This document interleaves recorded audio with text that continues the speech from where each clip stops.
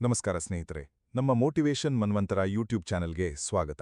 ನೀವಿನ್ನೂ ನಮ್ಮ ಚಾನೆಲ್ಗೆ ಹೊಸಬರಾಗಿದ್ದರೆ ಈಗಲೇ ನಮ್ಮ ಚಾನೆಲ್ ಅನ್ನು ತಪ್ಪದೇ ಸಬ್ಸ್ಕ್ರೈಬ್ ಮಾಡಿ ಮತ್ತು ಬೆಲ್ ಬಟನ್ ಅನ್ನು ಕ್ಲಿಕ್ ಮಾಡುವುದನ್ನು ಮರೆಯಬೇಡಿ. ರಾತ್ರಿ 12 ಗಂಟೆ. ಮಂಚದ ಮೇಲೆ ಮಲಗಿದ್ದರೂ ಕಣ್ಣಿಗೆ ನಿದ್ದೆ ಇಲ್ಲ. ಮನಸ್ಸು ಒಂದು ಕಡೆ ನಿಲ್ಲುತ್ತಿಲ್ಲ. ಆಫೀಸಿನ ಟಾರ್ಗೆಟ್, ಮಕ್ಕಳ ಓದು, ಸಾಲದ ಕಂತು, ಸಂಬಂಧಗಳ ಜಗಳ, ಸಾಮಾಜಿಕ ಜಾಲತಾಣದಲ್ಲಿ ಇನ್ನೊಬ್ಬರ ಜೀವನ ನೋಡಿ ಬರುವ ಅಸಮಾಧಾನ. ಈ ಎಲ್ಲ ಆಲೋಚನೆಗಳು ಒಂದರ ಹಿಂದೆ ಒಂದು ಬಂದು ಮನಸ್ಸನ್ನು ಕಲಕುತ್ತಲೇ ಇರುತ್ತವೆ. ಬೆಳಿಗ್ಗೆ ಎದ್ದಾಗಲೂ ಅದೇ ಸ್ಥಿತಿ. ಮೊಬೈಲ್ ಕೈಗೆ ತೆಗೆದುಕೊಂಡ ತಕ್ಷಣ ಮನಸ್ಸು 108 ದಿಕ್ಕಿಗೆ ಓಡುತ್ತದೆ. ಇವತ್ತಿನ ಮನುಷ್ಯನ ಅತಿದೊಡ್ಡ ಸಮಸ್ಯೆ ಎಂದರೆ ಹೊರಗಿನ ಸೌಕರ್ಯಗಳಲ್ಲ, ಒಳಗಿನ ಅಶಾಂತಿ. ದುಡ್ಡಿದೆ, ಮನೆಯಿದೆ, ಕಾರಿದೆ, ಆದರೆ ಮನಸ್ಸಿಗೆ ನೆಮ್ಮದಿಯಿಲ್ಲ. ಎಷ್ಟೇ ಧ್ಯಾನ ಮಾಡಲು ಪ್ರಯತ್ನಿಸಿದರೂ 2 ನಿಮಿಷದಲ್ಲಿ ಮನಸ್ಸು ಎಲ್ಲೋ ಹಾರಿ ಹೋಗಿರುತ್ತದೆ. ನನ್ನ ಮನಸ್ಸನ್ನು ನಾನೇ ನಿಯಂತ್ರಿಸಲಾಗುತ್ತಿಲ್ಲ ಎನ್ನುವ ಭಾವನೆ ಪ್ರತಿಯೊಬ್ಬರಲ್ಲೂ ಒಂದಲ್ಲ ಒಂದು ಸಮಯದಲ್ಲಿ ಬಂದೇ ಬರುತ್ತದೆ. ಸ್ನೇಹಿತರೆ, ಇದೇ ಪ್ರಶ್ನೆಯನ್ನು ಸುಮಾರು 5000 ವರ್ಷಗಳ ಹಿಂದೆಯೇ ಅರ್ಜುನನು ಶ್ರೀಕೃಷ್ಣನಲ್ಲಿ ಕೇಳಿದ್ದ. ಕುರುಕ್ಷೇತ್ರದ ರಣಭೂಮಿಯಲ್ಲಿ ಯುದ್ಧ ಆರಂಭವಾಗುವ ಮುನ್ನ ಅರ್ಜುನನ ಮನಸ್ಸು ಕೂಡ ಇದೇ ರೀತಿ ಚಂಚಲವಾಗಿತ್ತು. ಭಗವದ್ಗೀತೆಯ 6ನೇ ಅಧ್ಯಾಯ, ಆತ್ಮಸಂಯಮ ಯೋಗ ಅಥವಾ ಧ್ಯಾನಯೋಗ ಎಂದು ಕರೆಯಲ್ಪಡುವ ಈ ಭಾಗ ಮನುಷ್ಯನ ಮನಸ್ಸನ್ನು ಹೇಗೆ ಗೆಲ್ಲಬೇಕು, ಹೇಗೆ ಧ್ಯಾನ ಮಾಡಬೇಕು, ಹೇಗೆ ತನ್ನನ್ನು ತಾನೇ ಉದ್ಧರಿಸಿಕೊಳ್ಳಬೇಕು ಎಂಬುದನ್ನು ಅತ್ಯಂತ ಸ್ಪಷ್ಟವಾಗಿ, ಅತ್ಯಂತ ಪ್ರಾಯೋಗಿಕವಾಗಿ ವಿವರಿಸುತ್ತದೆ. ಈ ಅಧ್ಯಾಯದ ಆರಂಭದಲ್ಲಿಯೇ ಶ್ರೀಕೃಷ್ಣ ಒಂದು ಅದ್ಭುತವಾದ ಮಾತು ಹೇಳುತ್ತಾನೆ. ಅನಾಶ್ರಿತಃ ಕರ್ಮಫಲಂ ಕಾರ್ಯಂ ಕರ್ಮ ಕರೋತಿ ಯಃ ಸ ಸನ್ಯಾಸೀ ಚ ಯೋಗೀ ಚ. ಅಂದರೆ ಫಲಾಪೇಕ್ಷೆಯಿಲ್ಲದೆ ತನ್ನ ಕರ್ತವ್ಯವನ್ನು ಮಾಡುವವನೇ ನಿಜವಾದ ಸನ್ಯಾಸಿ ಮತ್ತು ನಿಜವಾದ ಯೋಗಿ. ಇಲ್ಲಿ ಕೃಷ್ಣ ಒಂದು ದೊಡ್ಡ ತಪ್ಪು ಕಲ್ಪನೆಯನ್ನು ಒಡೆದುಹಾಕುತ್ತಾನೆ. ಸನ್ಯಾಸ ಎಂದರೆ ಮನೆ ಬಿಟ್ಟು ಕಾಡಿಗೆ ಹೋಗುವುದಲ್ಲ, ಬೆಂಕಿಯಾರಿಸಿ ಕರ್ಮ ಬಿಡುವುದಲ್ಲ. ನಿಜವಾದ ಸನ್ಯಾಸ ಎಂದರೆ ಮನಸ್ಸಿನ ಒಳಗೆಯಾಗುವ ತ್ಯಾಗ, ಫಲದ ಮೇಲಿನ ಆಸೆಯ ತ್ಯಾಗ. ಇವತ್ತಿನ ಜಗತ್ತಿನಲ್ಲಿ ನೋಡಿ, ನಾವೆಲ್ಲರೂ ಫಲದ ಹಿಂದೆ ಓಡುತ್ತಿದ್ದೇವೆ. ಪ್ರಮೋಷನ್ ಸಿಗುತ್ತದೋ ಇಲ್ಲವೋ, ಮಕ್ಕಳು ಪರೀಕ್ಷೆಯಲ್ಲಿ ಪಾಸ್ ಆಗುತ್ತಾರೋ ಇಲ್ಲವೋ, ಇನ್ವೆಸ್ಟ್ಮೆಂಟ್ ಲಾಭ ಕೊಡುತ್ತದೋ ಇಲ್ಲವೋ, ಈ ಚಿಂತೆಯೇ ನಮ್ಮ ಮನಸ್ಸನ್ನು ಹಿಂಡಿ ಹಿಪ್ಪೆ ಮಾಡುತ್ತಿದೆ. ಫಲದ ಮೇಲೆ ಗಮನ ಇಟ್ಟಷ್ಟು ಪ್ರಸ್ತುತ ಕ್ಷಣದಿಂದ ದೂರವಾಗುತ್ತೇವೆ ಮತ್ತು ಪ್ರಸ್ತುತ ಕ್ಷಣದಿಂದ ದೂರವಾದಷ್ಟು ಮನಸ್ಸು ಅಶಾಂತವಾಗುತ್ತದೆ. ಶ್ರೀಕೃಷ್ಣ ಮುಂದುವರಿಸುತ್ತಾ ಹೇಳುತ್ತಾನೆ, ಒಬ್ಬ ಮನುಷ್ಯ ಯೋಗಾರೂಢನಾಗಬೇಕಾದರೆ, ಅಂದರೆ ಆಧ್ಯಾತ್ಮಿಕ ಎತ್ತರಕ್ಕೆ ಏರಬೇಕಾದರೆ ಕರ್ಮವೇ ಮಾರ್ಗ. ಆದರೆ ಒಮ್ಮೆ ಆ ಎತ್ತರವನ್ನು ತಲುಪಿದ ಮೇಲೆ ಶಾಂತಿಯೇ ಮಾರ್ಗವಾಗುತ್ತದೆ. ಅಂದರೆ ಆರಂಭದಲ್ಲಿ ಕರ್ಮ ಮಾಡುತ್ತಾ ಮನಸ್ಸನ್ನು ಶುದ್ಧ ಮಾಡಿಕೊಳ್ಳಬೇಕು. ಆಮೇಲೆ ಆ ಶುದ್ಧವಾದ ಮನಸ್ಸಿನಿಂದ ಧ್ಯಾನದ ಕಡೆಗೆ ಹೋಗಬೇಕು. ಇದೊಂದು ಮೆಟ್ಟಿಲುಗಳ ಪ್ರಕ್ರಿಯೆ. ಇವತ್ತು ನಾವು ನೇರವಾಗಿ ಶಾಂತಿ ಬಯಸುತ್ತೇವೆ, ಆದರೆ ಆ ಶಾಂತಿಗೆ ಬೇಕಾದ ಒಳಗಿನ ಶುದ್ಧೀಕರಣದ ಕೆಲಸ ಮಾಡುವುದಿಲ್ಲ. ಒಂದು ಯೂಟ್ಯೂಬ್ ವಿಡಿಯೋ ನೋಡಿದರೆ ಶಾಂತಿ ಸಿಗುತ್ತದೆ ಎಂದು ಅಂದುಕೊಳ್ಳುತ್ತೇವೆ. ಆದರೆ ಶಾಂತಿ ಎಂಬುದು ಒಂದು ಸಾಧನೆ, ಅದು ಕ್ಷಣ ಮಾತ್ರದಲ್ಲಿ ಸಿಗುವಂಥದ್ದಲ್ಲ. ಈ 6ನೇ ಅಧ್ಯಾಯದಲ್ಲಿ ಶ್ರೀಕೃಷ್ಣ ನಮಗೆ ಆ ಸಾಧನೆಯ ಸಂಪೂರ್ಣ ಮಾರ್ಗವನ್ನೇ ತೆರೆದಿಡುತ್ತಾನೆ. ಮನಸ್ಸನ್ನು ಗೆಲ್ಲುವ, ಆತ್ಮವನ್ನು ಉದ್ಧರಿಸಿಕೊಳ್ಳುವ, ನಿಜವಾದ ಧ್ಯಾನಿಯಾಗುವ ಮಾರ್ಗ. ಶ್ರೀಕೃಷ್ಣ ಇಲ್ಲಿ ಒಂದು ಅತ್ಯಂತ ಮಹತ್ವದ ಸೂತ್ರವನ್ನು ಹೇಳ್ತಾನೆ. ಉದ್ಧರೇದಾತ್ಮನಾತ್ಮಾನಂ ನಾತ್ಮಾನಮವಸಾದಯೇತ್ ಆತ್ಮೈವ ಹ್ಯಾತ್ಮನೋ ಬಂಧುರಾತ್ಮೈವ ರಿಪುರಾತ್ಮನಃ. ಅಂದ್ರೆ ಮನುಷ್ಯ ತನ್ನನ್ನು ತಾನೇ ಮೇಲಕ್ಕೆತ್ತಿಕೊಳ್ಬೇಕು, ತನ್ನನ್ನು ತಾನೇ ಕೆಳಗೆ ಬೀಳಿಸ್ಕೊಳ್ಬಾರ್ದು. ಯಾಕೆಂದ್ರೆ ಮನುಷ್ಯನೇ ತನಗೆ ಸ್ನೇಹಿತ ಮತ್ತು ಮನುಷ್ಯನೇ ತನಗೆ ಶತ್ರು. ಇದೆಷ್ಟು ಆಳವಾದ ಮಾತು ಸ್ನೇಹಿತರೆ. ನಾವ್ಯಾವಾಗ್ಲೂ ಹೊರಗಿನ ಶತ್ರುಗಳನ್ನು, ಹೊರಗಿನ ಸಮಸ್ಯೆಗಳನ್ನು ದೂಷಿಸ್ತೇವೆ. ಆದ್ರೆ ನಿಜವಾದ ಸತ್ಯ ಏನೆಂದ್ರೆ ನಮ್ಮ ಅತಿದೊಡ್ಡ ಶತ್ರು ನಮ್ಮ ಸ್ವಂತ ಮನಸ್ಸೇ. ಸೋಮಾರಿತನ, ಅಸೂಯೆ, ಕೋಪ, ಭಯ, ಆಲಸ್ಯ, ಋಣಾತ್ಮಕ ಆಲೋಚನೆ ಇವೆಲ್ಲ ಹೊರಗಿನಿಂದ ಬರೋದಿಲ್ಲ, ನಮ್ಮ ಒಳಗಿನಿಂದಲೇ ಹುಟ್ಟುತ್ತವೆ. ಬೆಳಿಗ್ಗೆ ಎದ್ದು ವಾಕಿಂಗ್ ಹೋಗ್ಬೇಕು ಅಂತ ಅಂದ್ಕೊಂಡ್ರೂ ಮನಸ್ಸು ಇನ್ನೊಂದು ಸ್ವಲ್ಪ ಮಲಗೋಣ ಅಂತ ಪುಸ್ಲಾಯಿಸುತ್ತೆ. ಆರೋಗ್ಯಕ್ಕೆ ಒಳ್ಳೇದಲ್ಲ ಅಂತ ಗೊತ್ತಿದ್ರೂ ಮನಸ್ಸು ಜಂಕ್ ಫುಡ್ ತಿನ್ನಲು ಆಸೆಪಡುತ್ತೆ. ಇಲ್ಲಿ ಶತ್ರು ಯಾರು? ಬೇರೆ ಯಾರೂ ಅಲ್ಲ, ನಮ್ಮ ಸ್ವಂತ ಮನಸ್ಸೇ. ಆದ್ರೆ ಇದೇ ಮನಸ್ಸನ್ನು ನಿಯಂತ್ರಿಸಿದರೆ ಅದೇ ನಮ್ಮ ಅತ್ಯುತ್ತಮ ಸ್ನೇಹಿತನಾಡುತ್ತೆ ಅಂತ ಕೃಷ್ಣ ಹೇಳ್ತಾನೆ. ಒಂದು ಶಿಸ್ತಿನ ಮನಸ್ಸು ನಿಮ್ಮನ್ನು ಯಶಸ್ಸಿನ ಕಡೆಗೆ ಕರೆದೊಯ್ಯುತ್ತದೆ, ಒಂದು ಶಿಸ್ತುರಹಿತ ಮನಸ್ಸು ನಿಮ್ಮನ್ನು ವಿನಾಶದ ಕಡೆಗೆ ಕರೆದೊಯ್ಯುತ್ತದೆ. ಇದೇ ಮನಸ್ಸನ್ನೇ ಗೆದ್ದವನನ್ನು ಕೃಷ್ಣ ಜಿತಾತ್ಮನಃ ಪ್ರಶಾಂತಸ್ಯ ಅಂತ ಕರೀತಾನೆ. ಅಂದ್ರೆ ಮನಸ್ಸನ್ನು ಗೆದ್ದವನಿಗೆ ಶೀತ, ಉಷ್ಣ, ಸುಖ, ದುಃಖ, ಮಾನ, ಅಪಮಾನ ಎಲ್ಲವೂ ಸಮಾನವಾಗುತ್ತದೆ. ಅವನ ಮನಸ್ಸಿನ ಶಾಂತಿ ಪರಮಾತ್ಮನಲ್ಲಿ ಸ್ಥಿರವಾಗಿರುತ್ತದೆ. ಇಂತಹ ಮನುಷ್ಯನಿಗೆ ಮಣ್ಣಿನ ಗುಂಡು, ಕಲ್ಲು, ಚಿನ್ನ ಎಲ್ಲವೂ ಸಮಾನವಾಗುತ್ತದೆ ಅಂತ ಕೃಷ್ಣ ಹೇಳ್ತಾನೆ. ಇಂದಿನ ಭಾಷೆಯಲ್ಲಿ ಹೇಳೋದಾದ್ರೆ ಇಂತಹ ಮನುಷ್ಯನಿಗೆ ಬ್ಯಾಂಕ್ ಬ್ಯಾಲೆನ್ಸ್ ಹೆಚ್ಚಾದ್ರೂ ಕಡಿಮೆ ಆದ್ರೂ ಒಳಗಿನ ಶಾಂತಿ ಬದಲಾಗೋದಿಲ್ಲ. ಯಾಕೆಂದ್ರೆ ಅವನ ಸಂತೋಷ ಹೊರಗಿನ ವಸ್ತುಗಳ ಮೇಲೆ ಅವಲಂಬಿತವಾಗಿಲ್ಲ, ಒಳಗಿನ ಆತ್ಮಜ್ಞಾನದ ಮೇಲೆ ಅವಲಂಬಿತವಾಗಿದೆ. ನಂತರ ಕೃಷ್ಣ ಒಂದು ಪ್ರಾಯೋಗಿಕ ಸಲಹೆ ಕೊಡ್ತಾನೆ. ಸುಹೃದ, ಮಿತ್ರ, ಅರಿ, ಉದಾಸೀನ, ಮಧ್ಯಸ್ಥ, ದ್ವೇಷ್ಯ, ಬಂಧು, ಸಾಧು, ಪಾಪಿ ಈ ಎಲ್ಲರ ಬಗ್ಗೆ ಸಮಬುದ್ಧಿ ಹೊಂದಿದವನೇ ಶ್ರೇಷ್ಠ. ಇದನ್ ಕೇಳಿದಾಗ ಅನೇಕರಿಗನ್ನಿಸ್ಬೋದು, ಇದೆಲ್ಲ ಸಾಧ್ಯನಾ? ಶತ್ರುವನ್ನು ಮಿತ್ರನನ್ನು ಸಮಾನವಾಗಿ ನೋಡೋದು ಹೇಗ್ ಸಾಧ್ಯ? ಆದ್ರೆ ಇಲ್ಲಿ ಕೃಷ್ಣ ಹೇಳ್ತಿರೋದು ಎಲ್ಲರನ್ನೂ ಒಂದೇ ರೀತಿ ನಡೆಸಿಕೊಳ್ಳಿ ಎಂದಲ್ಲ, ಬದಲಿಗೆ ಎಲ್ಲರ ಬಗ್ಗೆಯೂ ಮಾನಸಿಕ ಸಮತೋಲನ ಕಾಪಾಡಿಕೊಳ್ಳಿ ಎಂದು. ಯಾರಾದ್ರೂ ನಿಮ್ಗೆ ಕೆಟ್ಟದ್ ಮಾಡಿದ್ರೆ ಅವರ ಮೇಲಿನ ದ್ವೇಷ ನಿಮ್ಮ ಮನಸ್ಸನ್ನೇ ಸುಡುತ್ತೆ. ಯಾರಾದ್ರೂ ನಿಮ್ಗೆ ಒಳ್ಳೇದ್ ಮಾಡಿದ್ರೆ ಅವರ ಮೇಲಿನ ಅತಿಯಾದ ಆಸಕ್ತಿ ನಿಮ್ಮನ್ನು ಬಂಧಿಸುತ್ತೆ. ಈ ಎರಡರ ನಡುವಿನ ಸಮತೋಲನವೇ ನಿಜವಾದ ಮಾನಸಿಕ ಸ್ವಾಸ್ಥ್ಯ. ಈ ಸ್ಥಿತಿಗೆ ತಲುಪುವ ದಾರಿಯನ್ನು ಕೃಷ್ಣ ಮುಂದೆ ವಿವರಿಸ್ತಾನೆ. ಯೋಗಿ ಯುಂಜೀತ ಸತತಂ ಆತ್ಮಾನಂ ರಹಸ್ಯ ಸ್ಥಿತಃ. ಅಂದ್ರೆ ಒಬ್ಬ ಸಾಧಕ ಏಕಾಂತ ಸ್ಥಳದಲ್ಲಿ ಕುಳಿತು ಮನಸ್ಸನ್ನೂ ದೇಹವನ್ನು ನಿಯಂತ್ರಿಸಿ ಆಸೆ ಮತ್ತು ಸ್ವಾಮ್ಯ ಭಾವನೆಯಿಂದ ಮುಕ್ತನಾಗಿ ನಿರಂತರವಾಗಿ ಆತ್ಮಸಂಯಮ ಸಾಧಿಸಬೇಕು. ಇಲ್ಲಿ ಗಮನಿಸಬೇಕಾದ ಪದ ಸತತಂ, ಅಂದ್ರೆ ನಿರಂತರವಾಗಿ, ಪ್ರತಿದಿನ. ಒಂದು ದಿನ ಧ್ಯಾನ ಮಾಡಿ ಮರುದಿನ ಬಿಟ್ಬಿಡೋದಲ್ಲ, ಇದೊಂದು ನಿತ್ಯದ ಅಭ್ಯಾಸವಾಗಬೇಕು. ಇವತ್ತಿನ ಜಿಮ್ ಕಲ್ಚರಿನ ಉದಾಹರಣೆಯನ್ನೇ ತೆಗೆದುಕೊಳ್ಳಿ. ಒಂದೇ ದಿನ ಜಿಮ್ಗೆ ಹೋಗಿ ದೇಹ ಸದೃಢವಾಗೋದಿಲ್ಲ, ಪ್ರತಿದಿನದ ನಿರಂತರ ಅಭ್ಯಾಸ ಬೇಕು. ಹಾಗೆಯೇ ಮನಸ್ಸಿನ ಜಿಮ್ ಕೂಡ ಪ್ರತಿದಿನ ಬೇಕು. ಅದೇ ಧ್ಯಾನ, ಅದೇ ಆತ್ಮಸಂಯಮ. ಶ್ರೀಕೃಷ್ಣ ಈಗ ಧ್ಯಾನದ ಪ್ರಾಯೋಗಿಕ ವಿಧಾನವನ್ನು ವಿವರಿಸಲು ಆರಂಭಿಸುತ್ತಾನೆ. ಶುಚಿಯಾದ ಸ್ಥಳದಲ್ಲಿ ಬಹಳ ಎತ್ತರವೂ ಅಲ್ಲದ, ಬಹಳ ತಗ್ಗೂ ಅಲ್ಲದ ಆಸನವನ್ನು ಹಾಕಿ ಅದರ ಮೇಲೆ ದರ್ಭೆ, ಜಿಂಕೆ ಚರ್ಮ ಮತ್ತು ಬಟ್ಟೆಯನ್ನು ಒಂದರ ಮೇಲೆ ಒಂದು ಹಾಸಿ ಆ ಆಸನದ ಮೇಲೆ ಸ್ಥಿರವಾಗಿ ಕುಳಿತುಕೊಳ್ಳಬೇಕು ಎಂದು ಕೃಷ್ಣ ಹೇಳುತ್ತಾನೆ. ಮನಸ್ಸನ್ನು, ಇಂದ್ರಿಯಗಳ ಚಟುವಟಿಕೆಯನ್ನು ನಿಯಂತ್ರಿಸಿ ಮನಸ್ಸನ್ನು ಏಕಾಗ್ರಗೊಳಿಸಿ ಆತ್ಮಶುದ್ಧಿಗಾಗಿ ಯೋಗಾಭ್ಯಾಸ ಮಾಡಬೇಕು.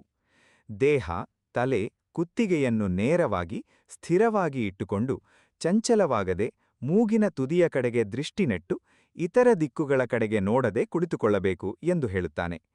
ಶಾಂತ ಮನಸ್ಸಿನಿಂದ ಭಯರಹಿತನಾಗಿ ಬ್ರಹ್ಮಚರ್ಯ ವ್ರತದಲ್ಲಿ ಸ್ಥಿರನಾಗಿ ಮನಸ್ಸನ್ನು ನಿಗ್ರಹಿಸಿ ಮನಸ್ಸನ್ನು ಪರಮಾತ್ಮನಲ್ಲಿ ಕೇಂದ್ರೀಕರಿಸಿ ನನ್ನನ್ನೇ ಪರಮ ಗುರಿಯಾಗಿಟ್ಟುಕೊಂಡು ಕುಳಿತುಕೊಳ್ಳಬೇಕು ಎಂದು ಕೃಷ್ಣ ಹೇಳುತ್ತಾನೆ. ಇಲ್ಲಿ ಗಮನಿಸಬೇಕಾದ ಒಂದು ಸೂಕ್ಷ್ಮ ಸಂಗತಿಯಿದೆ. ಕೃಷ್ಣ ಆಸನದ ಬಗ್ಗೆ, ಭಂಗಿಯ ಬಗ್ಗೆ, ದೃಷ್ಟಿಯ ಬಗ್ಗೆ ಇಷ್ಟೆಲ್ಲ ವಿವರವಾಗಿ ಹೇಳುತ್ತಿರುವುದೇಕೆ? ಏಕೆಂದರೆ ದೇಹ ಮತ್ತು ಮನಸ್ಸಿನ ನಡುವೆ ಆಳವಾದ ಸಂಬಂಧ ಇದೆ. ದೇಹ ಸ್ಥಿರವಾಗಿಲ್ಲದಿದ್ದರೆ ಮನಸ್ಸು ಸ್ಥಿರವಾಗಿರಲು ಸಾಧ್ಯವಿಲ್ಲ. ಇವತ್ತಿನ ಕಾಲದಲ್ಲಿ ನಾವು ಮಂಚದ ಮೇಲೆ ಮಲಗಿಕೊಂಡೇ ಧ್ಯಾನ ಮಾಡಲು ಪ್ರಯತ್ನಿಸುತ್ತೇವೆ ಮತ್ತು 5 ನಿಮಿಷದಲ್ಲಿ ನಿದ್ದೆ ಹೋಗುತ್ತೇವೆ. ಸೋಫಾದ ಮೇಲೆ ಒರಗಿಕೊಂಡು ಕಣ್ಣು ಮುಚ್ಚಿ ಕುಳಿತು ಧ್ಯಾನ ಮಾಡುತ್ತಿದ್ದೇನೆ ಎಂದುಕೊಳ್ಳುತ್ತೇವೆ. ಆದರೆ ಮನಸ್ಸು ಆಫೀಸಿನ ಇಮೇಲ್ಗಳ ಬಗ್ಗೆಯೇ ಯೋಚಿಸುತ್ತಿರುತ್ತದೆ. ಶ್ರೀಕೃಷ್ಣ ಹೇಳುತ್ತಿರುವುದು ಧ್ಯಾನಕ್ಕೆ ಒಂದು ಶಿಸ್ತು ಬೇಕು, ಒಂದು ವ್ಯವಸ್ಥಿತ ವಿಧಾನ ಬೇಕು. ಸ್ಥಿರವಾದ ಸ್ಥಳ, ಸ್ಥಿರವಾದ ಭಂಗಿ, ಸ್ಥಿರವಾದ ದೃಷ್ಟಿ ಇವೆಲ್ಲ ಮನಸ್ಸಿಗೆ ಇದು ಧ್ಯಾನದ ಸಮಯ ಎಂಬ ಸಂಕೇತ ಕೊಡುತ್ತವೆ. ಇದೇ ಆಧುನಿಕ ಮನಃಶಾಸ್ತ್ರದಲ್ಲಿ ಹ್ಯಾಬಿಟ್ ಟ್ರಿಗರ್ ಎಂದು ಕರೆಯಲ್ಪಡುವ ತತ್ವ. ಒಂದು ನಿರ್ದಿಷ್ಟ ಪರಿಸರ ಸೃಷ್ಟಿಸಿದರೆ ಮನಸ್ಸು ಆ ಪರಿಸರಕ್ಕೆ ಹೊಂದಿಕೊಂಡು ಸೂಕ್ತ ಸ್ಥಿತಿಗೆ ಬರುತ್ತದೆ. ಆದರೆ ಇದೆಲ್ಲ ಕೇಳಿದ ಅರ್ಜುನನಿಗೆ ತಕ್ಷಣ ಒಂದು ಸಂದೇಹ ಬರುತ್ತದೆ. ಅವನು ಕೃಷ್ಣನಲ್ಲಿ ಕೇಳುತ್ತಾನೆ, ಚಂಚಲಂ ಹಿ ಮನಃ ಕೃಷ್ಣ ಪ್ರಮಾಥಿ ಬಲವದೃಢಂ ತಸ್ಯಾಹಂ ನಿಗ್ರಹಂ ಮನ್ಯೆ ವಾಯೋರಿವ ಸುದುಷ್ಕರಂ. ಎಲೈ ಕೃಷ್ಣ, ಈ ಮನಸ್ಸು ಚಂಚಲವಾಗಿದೆ, ಪ್ರಕ್ಷುಬ್ಧವಾಗಿದೆ, ಬಲವಾಗಿದೆ, ಹಠಮಾರಿಯಾಗಿದೆ. ಇದನ್ನು ನಿಗ್ರಹಿಸುವುದು ಗಾಳಿಯನ್ನು ಹಿಡಿಯುವಷ್ಟೇ ಕಷ್ಟ ಎಂದು ನಾನು ಭಾವಿಸುತ್ತೇನೆ. ಇದೆಷ್ಟು ಪ್ರಾಮಾಣಿಕವಾದ, ಎಷ್ಟು ಮಾನವೀಯವಾದ ಪ್ರಶ್ನೆ. ಅರ್ಜುನ ಒಬ್ಬ ಮಹಾವೀರ, ಆದರೂ ಅವನಿಗೂ ಮನಸ್ಸನ್ನು ನಿಯಂತ್ರಿಸುವುದು ಕಷ್ಟ ಎನ್ನಿಸುತ್ತದೆ. ಇದೇ ಪ್ರಶ್ನೆಯನ್ನೇ ನಾವೆಲ್ಲರೂ ಎಷ್ಟೋ ಸಲ ಕೇಳಿಕೊಳ್ಳುತ್ತೇವೆ. ಧ್ಯಾನ ಮಾಡಬೇಕು ಎಂದು ಗೊತ್ತಿದೆ, ಆದರೆ ಮನಸ್ಸೇ ಕೇಳುವುದಿಲ್ಲ. ಏನು ಮಾಡುವುದು? ಒಂದೆಡೆ ಮೊಬೈಲ್ ಪಕ್ಕದಲ್ಲಿಟ್ಟುಕೊಂಡು ಓದಲು ಕುಳಿತರೂ ಮನಸ್ಸು ಪದೇ ಪದೇ ಮೊಬೈಲ್ನ ಕಡೆಗೆ ಹೋಗುತ್ತದೆ. ಇಂತಹ ಚಂಚಲ ಮನಸ್ಸನ್ನು ಗೆಲ್ಲುವುದು ನಿಜಕ್ಕೂ ಸಾಧ್ಯವೇ? ಈ ಪ್ರಶ್ನೆಗೆ ಕೃಷ್ಣ ಕೊಡುವ ಉತ್ತರವೇ ಮುಂದಿನ ಭಾಗದ ಜೀವಾಳ. ಅರ್ಜುನನ ಈ ಪ್ರಾಮಾಣಿಕ ಪ್ರಶ್ನೆಗೆ ಶ್ರೀಕೃಷ್ಣ ಒಂದು ಆಶ್ಚರ್ಯಕರ ಉತ್ತರ ಕೊಡ್ತಾನೆ. ಮೊದಲಿಗೆ ಕೃಷ್ಣ ಅರ್ಜುನನ ಮಾತನ್ನು ಒಪ್ಪಿಕೊಳ್ತಾನೆ. ಅಸಂಶಯಂ ಮಹಾಬಾಹೋ ಮನೋದುರ್ನಿಗ್ರಹಂ ಚಲಂ. ಹೌದು ಅರ್ಜುನ, ಮನಸ್ಸು ಚಂಚಲವಾದದ್ದು. ಅದನ್ನು ನಿಗ್ರಹಿಸುವುದು ಕಷ್ಟವೇ, ಇದರಲ್ಲಿ ಸಂಶಯವಿಲ್ಲ. ಇಲ್ಲಿ ಗಮನಿಸಿ, ಕೃಷ್ಣ ಮನಸ್ಸನ್ನು ನಿಯಂತ್ರಿಸುವುದು ಸುಲಭ, ಚಿಂತೆ ಮಾಡಬೇಡ ಎಂದು ಸುಳ್ಳು ಸಾಂತ್ವನ ಕೊಡೋದಿಲ್ಲ. ಬದಲಿಗೆ ಸತ್ಯವನ್ನೇ ಒಪ್ಪಿಕೊಳ್ತಾನೆ. ಇದೇ ನಿಜವಾದ ಗುರುವಿನ ಲಕ್ಷಣ. ಸಮಸ್ಯೆಯ ಕಠಿಣತೆಯನ್ನು ಒಪ್ಪಿಕೊಂಡು ಆಮೇಲೆ ಪರಿಹಾರ ಕೊಡೋದು. ಆಮೇಲೆ ಕೃಷ್ಣ 2 ಪದಗಳನ್ನು ಕೊಡ್ತಾನೆ. ಅಭ್ಯಾಸೇನತು ಕೌಂತೇಯ ವೈರಾಗ್ಯೇಣ ಚ ಗೃಹ್ಯತೆ. ಅಭ್ಯಾಸ ಮತ್ತು ವೈರಾಗ್ಯದಿಂದ ಈ ಚಂಚಲ ಮನಸ್ಸನ್ನು ನಿಗ್ರಹಿಸಬಹುದು. ಈ 2 ಪದಗಳನ್ನು ಆಳವಾಗಿ ಅರ್ಥಮಾಡಿಕೊಳ್ಳೋಣ. ಅಭ್ಯಾಸ ಎಂದರೆ ನಿರಂತರ ಪ್ರಯತ್ನ, ಪದೇ ಪದೇ ಪ್ರಯತ್ನಿಸುವುದು. ಮನಸ್ಸು ಒಂದು ಸಲ ಎಲ್ಲೋ ಹಾರಿಹೋಯಿತು ಎಂದರೆ ಅದನ್ನು ಮತ್ತೆ ಮತ್ತೆ ಸಿಟ್ಟಾಗದೆ, ಬೇಸರ ಪಡದೆ ವಾಪಸ್ ತರುವುದೇ ಅಭ್ಯಾಸ. ಇದನ್ನು ಒಂದು ಪುಟ್ಟ ಮಗುವಿಗೆ ನಡೆಯುವುದನ್ನು ಕಲಿಸುವುದಕ್ಕೆ ಹೋಲಿಸಬಹುದು. ಮಗು ಒಂದು ಹೆಜ್ಜೆ ಇಟ್ಟು ಬೀಳ್ತದೆ, ಆದರೆ ಪೋಷಕರು ಇವನಿಗೆ ನಡೆಯಲು ಬರುವುದೇ ಇಲ್ಲ ಎಂದು ಸೋಲೊಪ್ಪುಕೊಳ್ಳುವುದಿಲ್ಲ ತಾನೆ. ಮಗುವನ್ನು ಮತ್ತೆ ಎತ್ತಿ ನಿಲ್ಲಿಸುತ್ತಾರೆ. ಹಾಗೆಯೇ ಮನಸ್ಸು ಧ್ಯಾನದಿಂದ ಜಾರಿ ಹೋದಾಗ ಅದನ್ನೇ ಮತ್ತೆ ಎಚ್ಚರಿಕೆಯಿಂದ, ಪ್ರೀತಿಯಿಂದ ವಾಪಸ್ ತರಬೇಕು. ಇದೇ ಅಭ್ಯಾಸ. ಇನ್ನೊಂದೆಡೆ ವೈರಾಗ್ಯ ಎಂದರೆ ಬೇಸರ ಅಥವಾ ಜಗತ್ತನ್ನೇ ತೊರೆಯುವುದು ಎಂದಲ್ಲ. ವೈರಾಗ್ಯ ಎಂದರೆ ವಸ್ತುಗಳ ಮೇಲಿನ, ಫಲಿತಾಂಶಗಳ ಮೇಲಿನ ಅತಿಯಾದ ಆಸಕ್ತಿಯನ್ನು ಕಡಿಮೆ ಮಾಡುವುದು. ಇದು ಸಿಕ್ಕರೆ ನಾನು ಸಂತೋಷವಾಗಿರುತ್ತೇನೆ ಎಂಬ ಮನೋಭಾವದಿಂದ ಬಿಡುಗಡೆ ಪಡೆಯುವುದೇ ವೈರಾಗ್ಯ. ಈ 2ರ ಸಂಯೋಜನೆಯಿಲ್ಲದೆ ಮನಸ್ಸನ್ನು ಗೆಲ್ಲುವುದು ಅಸಾಧ್ಯ ಎಂದು ಕೃಷ್ಣ ಸ್ಪಷ್ಟಪಡಿಸುತ್ತಾನೆ. ಕೇವಲ ಅಭ್ಯಾಸ ಇದ್ದು ವೈರಾಗ್ಯವಿಲ್ಲದಿದ್ದರೆ ಧ್ಯಾನ ಮಾಡುತ್ತಾ ಕುಳಿತರೂ ಫಲಾಪೇಕ್ಷೆ ಇರುತ್ತದೆ. ನಾನು ಧ್ಯಾನ ಮಾಡಿದ ಮೇಲೆ ನನ್ನ ಸಮಸ್ಯೆಗಳೆಲ್ಲ ಬಗೆಹರಿಯಬೇಕು ಎಂಬ ನಿರೀಕ್ಷೆಯೇ ಮನಸ್ಸನ್ನು ಪ್ರಕ್ಷುಬ್ಧಗೊಳಿಸುತ್ತದೆ. ಮತ್ತೆ ಕೇವಲ ವೈರಾಗ್ಯ ಇದ್ದು ಅಭ್ಯಾಸವಿಲ್ಲದಿದ್ದರೆ ಬರೀ ಸಿದ್ಧಾಂತದ ಮಾತಾಗುತ್ತದೆ, ಪ್ರಾಯೋಗಿಕ ಪ್ರಗತಿ ಇರುವುದಿಲ್ಲ. ಆದ್ದರಿಂದ ಈ 2 ಒಟ್ಟಿಗೆ ಬೇಕು. ಪ್ರಯತ್ನವೂ ಬೇಕು, ಫಲದ ಬಗ್ಗೆ ನಿರಾಸಕ್ತಿಯೂ ಬೇಕು. ಶ್ರೀಕೃಷ್ಣ ಇನ್ನೊಂದು ಮಹತ್ವದ ಮಾತು ಹೇಳ್ತಾನೆ. ಅಸಂಯತಾತ್ಮನಾ ಯೋಗೋ ದುಷ್ಪ್ರಾಪ್ಯಶ್ಚ ಮೇ ಮತಿಃ ವಶ್ಯಾತ್ಮನಾತು ಯತತಾ ಶಕ್ಯೋ ವಾಪ್ತುಮುಪಾಯತಃ. ಇಲ್ಲಿ ಗಮನಿಸಿ, ಉಪಾಯತಃ ಎಂಬ ಪದ. ಕೇವಲ ಪ್ರಯತ್ನ ಸಾಲದು, ಸರಿಯಾದ ಉಪಾಯ, ಸರಿಯಾದ ವಿಧಾನ ಕೂಡ ಬೇಕು. ಇವತ್ತಿನ ಕಾಲದಲ್ಲಿ ಎಷ್ಟೋ ಜನ ಪ್ರಯತ್ನ ಮಾಡ್ತಾರೆ, ಆದರೆ ಸರಿಯಾದ ದಾರಿ ಗೊತ್ತಿಲ್ಲದೆ ಸೋತು ಹೋಗ್ತಾರೆ. ಈ 6ನೇ ಅಧ್ಯಾಯ ಕೇವಲ ಮನಸ್ಸನ್ನು ಗೆಲ್ಲಿ ಎಂಬ ಉಪದೇಶ ಮಾತ್ರ ಕೊಡೋದಿಲ್ಲ, ಅದನ್ನು ಹೇಗೆ ಗೆಲ್ಲಬೇಕು ಎಂಬ ಸ್ಪಷ್ಟ ಪ್ರಾಯೋಗಿಕ ಮಾರ್ಗವನ್ನು ಕೊಡುತ್ತದೆ. ಶ್ರೀಕೃಷ್ಣ ಇಲ್ಲಿ ಒಂದು ಅತ್ಯಂತ ಪ್ರಾಯೋಗಿಕ ಮಾತನ್ನು ಹೇಳುತ್ತಾನೆ. ಇದನ್ನು ಕೇಳಿದಾಗ ಇಂದಿನ ಜೀವನ ಶೈಲಿಗೆ ಇದೆಷ್ಟು ಸೂಕ್ತವಾಗಿ ಅನ್ವಯಿಸುತ್ತದೆ ಎಂದು ಆಶ್ಚರ್ಯವಾಗುತ್ತದೆ. ಕೃಷ್ಣ ಹೇಳುತ್ತಾನೆ, ನಾತ್ಯಶ್ನತಸ್ತು ಯೋಗೋಸ್ತಿ ನಚೈಕಾಂತ ಮನಶ್ನತಃ ನಚಾತಿ ಸ್ವಪ್ನಶೀಲಸ್ಯ ಜಾಗ್ರತೋ ನೈವ ಚಾರ್ಜುನ. ಅತಿಯಾಗಿ ತಿನ್ನುವವನಿಗೆ ಯೋಗವಿಲ್ಲ, ಸಂಪೂರ್ಣ ಉಪವಾಸ ಮಾಡುವವನಿಗೂ ಯೋಗವಿಲ್ಲ. ಅತಿಯಾಗಿ ನಿದ್ರಿಸುವವನಿಗೂ ಇಲ್ಲ, ಸಂಪೂರ್ಣ ನಿದ್ದೆಗೆಡುವವನಿಗೂ ಇಲ್ಲ. ಬದಲಿಗೆ ಯುಕ್ತಾಹಾರ ವಿಹಾರಸ್ಯ ಯುಕ್ತಚೇಷ್ಟಸ್ಯ ಕರ್ಮಸು ಯುಕ್ತ ಸ್ವಪ್ನಾವಬೋಧಸ್ಯ ಯೋಗೋ ಭವತಿ ದುಃಖಃ. ಸಮತೋಲಿತ ಆಹಾರ, ಸಮತೋಲಿತ ವಿಹಾರ, ಸಮತೋಲಿತ ಕರ್ಮ, ಸಮತೋಲಿತ ನಿದ್ದೆ ಮತ್ತು ಎಚ್ಚರ ಇವುಗಳಿರುವ ಮನುಷ್ಯನಿಗೆ ಮಾತ್ರ ಯೋಗ ಎಲ್ಲಾ ದುಃಖಗಳನ್ನು ನಾಶ ಮಾಡುತ್ತದೆ. ಎಷ್ಟು ಅದ್ಭುತವಾದ ವಿಜ್ಞಾನ ಇದು! ಇವತ್ತಿನ ಆಧುನಿಕ ಜೀವನ ನೋಡಿ. ಒಂದೆಡೆ ಫಾಸ್ಟ್ ಫುಡ್, ಜಂಕ್ ಫುಡ್ ತಿಂದು ಅತಿಯಾಗಿ ತಿನ್ನುವ ಜನ, ಇನ್ನೊಂದೆಡೆ ಫಿಗರ್ ಮೇಂಟೈನ್ ಮಾಡಲು ಸಂಪೂರ್ಣ ಉಪವಾಸ ಮಾಡಿ ದೇಹ ಹಾಳು ಮಾಡಿಕೊಳ್ಳುವ ಜನ. ಒಂದೆಡೆ ವೀಕೆಂಡ್ನಲ್ಲಿ 12 ಗಂಟೆ ನಿದ್ದೆ ಮಾಡುವ ಜನ, ಇನ್ನೊಂದೆಡೆ ರಾತ್ರಿಯಿಡೀ ಮೊಬೈಲ್ ನೋಡುತ್ತಾ ನಿದ್ದೆಗೆಟ್ಟು ಆರೋಗ್ಯ ಹಾಳು ಮಾಡಿಕೊಳ್ಳುವ ಜನ. ಶ್ರೀಕೃಷ್ಣ ಸ್ಪಷ್ಟವಾಗಿ ಹೇಳುತ್ತಾನೆ, ಈ 2 ತೀವ್ರತೆಗಳು ತಪ್ಪು. ಯೋಗ, ಧ್ಯಾನ, ಆಧ್ಯಾತ್ಮಿಕ ಪ್ರಗತಿ ಬೇಕಾದರೆ ಜೀವನದಲ್ಲಿ ಸಮತೋಲನ ಬೇಕು. ಇದು ಕೇವಲ ಆಧ್ಯಾತ್ಮಿಕ ಸೂತ್ರವಲ್ಲ, ಇದು ಸಂಪೂರ್ಣ ಜೀವನ ವಿಜ್ಞಾನ. ದೇಹ ಆರೋಗ್ಯವಾಗಿಲ್ಲದಿದ್ದರೆ ಮನಸ್ಸು ಧ್ಯಾನದಲ್ಲಿ ಸ್ಥಿರವಾಗಿರಲು ಸಾಧ್ಯವಿಲ್ಲ. ಹೊಟ್ಟೆ ತುಂಬಾ ಊಟ ಮಾಡಿದ ಮೇಲೆ ಧ್ಯಾನಕ್ಕೆ ಕುಳಿತರೆ ನಿದ್ದೆ ಬರುವುದೇ ಹೊರತು ಏಕಾಗ್ರತೆ ಬರುವುದಿಲ್ಲ. ಹಸಿವಿನಿಂದ ಬಳಲುತ್ತಾ ಧ್ಯಾನಕ್ಕೆ ಕುಳಿತರೆ ಮನಸ್ಸು ಆಹಾರದ ಬಗ್ಗೆಯೇ ಯೋಚಿಸುತ್ತದೆ. ಈ ಸೂತ್ರ ನಮ್ಮ ಇಡೀ ಜೀವನಕ್ಕೆ ಅನ್ವಯಿಸುತ್ತದೆ. ಕೆಲಸದಲ್ಲೂ ಸಮತೋಲನ ಬೇಕು. ಅತಿಯಾಗಿ ದುಡಿದು ಆರೋಗ್ಯ ಹಾಳು ಮಾಡಿಕೊಳ್ಳುವುದೂ ತಪ್ಪು. ಸೋಮಾರಿಯಾಗಿ ಏನೂ ಮಾಡದೆ ಕುಳಿತುಕೊಳ್ಳುವುದೂ ತಪ್ಪು. ಮನೋರಂಜನೆಯಲ್ಲೂ ಸಮತೋಲನ ಬೇಕು. ಸಂಪೂರ್ಣ ಮನೋರಂಜನೆ ತ್ಯಜಿಸಿ ಬರೀ ಕೆಲಸ ಮಾಡುವುದೂ ತಪ್ಪು. ಇಡೀ ದಿನ ಮೊಬೈಲ್ ಟಿವಿ ನೋಡುತ್ತಾ ಸಮಯ ಹಾಳು ಮಾಡುವುದೂ ತಪ್ಪು. ಇದೇ ಮಧ್ಯಮ ಮಾರ್ಗ ಬುದ್ಧನ ಬೋಧನೆಯಲ್ಲೂ ಕಂಡುಬರುತ್ತದೆ. ಆದರೆ ಗೀತೆಯಲ್ಲಿ ಇದನ್ನು ಅತ್ಯಂತ ಸ್ಪಷ್ಟವಾಗಿ ದೈನಂದಿನ ಜೀವನಕ್ಕೆ ಅನ್ವಯಿಸುವಂತೆ ಹೇಳಲಾಗಿದೆ. ಈಗ ನಾವು ನಮ್ಮನ್ನು ಪ್ರಶ್ನಿಸಿಕೊಳ್ಳೋಣ, ನಮ್ಮ ಜೀವನದಲ್ಲಿ ಎಲ್ಲಿ ಸಮತೋಲನ ತಪ್ಪಿದೆ? ಆಹಾರದಲ್ಲಿ, ನಿದ್ದೆಯಲ್ಲಿ, ಕೆಲಸದಲ್ಲಿ, ಸ್ಕ್ರೀನ್ ಟೈಮ್ನಲ್ಲಿ?